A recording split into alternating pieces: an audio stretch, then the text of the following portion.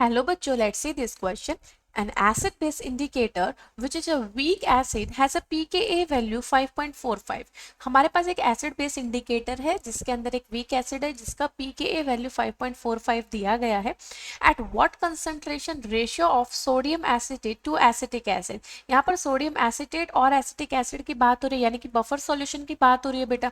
हमारे पास CH3COOH weak acid है और इसका सॉल्ट सोडियम एसिटेट की बात की गई है, तो it is a buffer, right? Would the indicator show a color halfway between those of its acid and conjugate base form? ठीक है, तो यहाँ पर कहने की क्या कोशिश की गई, आप देखो इंडिकेटर क्या है बेटा. हमारा जो इंडिकेटर है वो एक वीक एसिड है. Indicator is a weak acid, is a weak acid. तो हम बोल सकते हैं कि HIN से अगर हम डिनोट कर रहे हैं हमारे इंडिकेटर को, तो it will be H plus plus IN minus. तो इसका जो Ka कांस्टेंट होगा बेटा, उसकी एक्सप्रेशन कैसे लिखी जाएगी? प्रोडक्ट में जो टर्म्स हैं उनकी कंसंट्रेशन का प्रोडक्ट डिवाइडेड बाय रिएक्टेंट में HIN. ठीक है, अब इस लाइन का मतलब क्या है? Would the indicator show A colour half way. इस सिचुएशन में बेटा, ये कौन सी सिचुएशन है? न्यूट्रलाइजेशन की. वो कब होती है बेटा?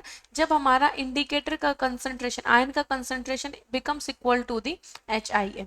ठीक है, ये दोनों अगर बराबर हो गए हैं तो मैं बोल सकती हूँ कि Ka की वैल्यू किसके बराबर आ गई बेटा? HIN के बराबर आ गई. दोनों साइड अगर मैं माइनस लॉग लगाऊं, minus log of Ka is equal to minus log of H plus. बेटा मैंने अपनी साइड से दोनों तरफ माइनस लॉग लगा दिया, तो ये हो गई pKa वैल्यू और ये हो गई pH. अब यहाँ पर इंडिकेटर की pKa वैल्यू कितनी गिवन है? 5.45. तो हम बोल सकते हैं इंडिकेटर की pH वैल्यू कितनी हो गई बेटा? 5.45 वैल्यू हो चुके हैं तुम्हारे इंडिकेटर के. pH वैल्यू भी हमारे पास आ चुका है. अब यहाँ पर बात करते हैं बेटा, हमारा जो बफर सॉल्यूशन है इसमें कंसंट्रेशन का रेशियो निकालना है. तो बफर जो सॉल्यूशन है बेटा, उसके लिए फॉर्मूला क्या हो जाएगा? pH is equal to pKa plus log salt by acid की कंसंट्रेशन, सॉल्ट बाई एसिड की कंसंट्रेशन. यहाँ पर pH की वैल्यू कितनी कैलकुलेट किया बेटा आपने? 5.45. 5.45 is equal to pKa of the acetic acid कितना गिवन है? 4.75. 4.75 plus log salt by acid बेटा, लॉग सॉल्ट बाई एसिड हो जाएगा आपका यहाँ. ठीक है, अब यहाँ पर देखो इस वाले टर्म को इधर लेके जाएंगे तो माइनस का हो जाएगा. 5.45 minus 4.75 is equal to log salt by acid.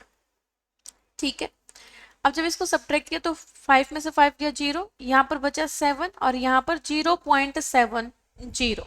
It is equal to log salt by acid.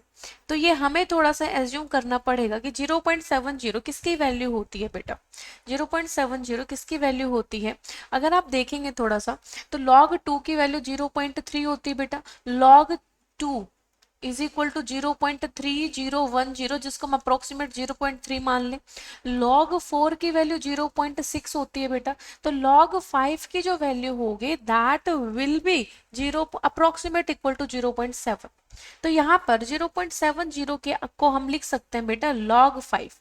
अब देखो log से log कैंसिल हो गया, तो ये क्या बचा? इधर इधर बचा तुम्हारा सॉल्ट का कंसंट्रेशन डिवाइडेड बाय एसिड का concentration. It is equal to 5. 5 के डिवाइड में 1 लिख सकते हैं बेटा, कोई प्रॉब्लम नहीं है. तो सॉल्ट बाय एसिड का क्या रेशियो आया बेटा यहाँ पर तुम्हारा? 5:1. यही चीज आपसे पूछी गई है. सो यहाँ पर ऑप्शन क्या हो जाएगा? C. I hope this is clear. Best of luck.